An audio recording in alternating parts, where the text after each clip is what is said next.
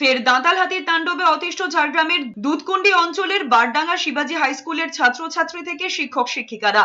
জানা গিয়েছে, খাবারের সন্ধানে মঙ্গলবার রাত্রে 12 থেকে 14টির একটি দাঁতাল হাতির দল বারডাঙ্গা শিবাজি হাই স্কুলে ঢুকে পড়ে। স্কুলে তাণ্ডব চালিয়ে নষ্ট করেছে স্কুলের মধ্যে থাকা মিড ডে মিলের চাল, ডাল এবং খাদ্য সামগ্রী। সেই সঙ্গে নষ্ট করেছে স্কুলের মধ্যে থাকা একাধিক বেঞ্চ, টেবিল এবং রুমের দরজা জানলা। স্থানীয় বাসিন্দাদের বক্তব্য, বছরের বেশিরভাগ সময় দাঁতাল হাতির তাণ্ডব অব্যাহত। দাঁতাল হাতির তাণ্ডবে নাজেহাল ওই এলাকার বাসিন্দারা। এছাড়াও স্কুলের শিক্ষকরা জানিয়েছেন, দাঁতাল হাতির দল যেভাবে স্কুলে তাণ্ডব চালিয়ে তছনছ করেছে তাতে ব্যাপক ক্ষতির মুখে পড়তে হয়েছে স্কুল কর্তৃপক্ষকে।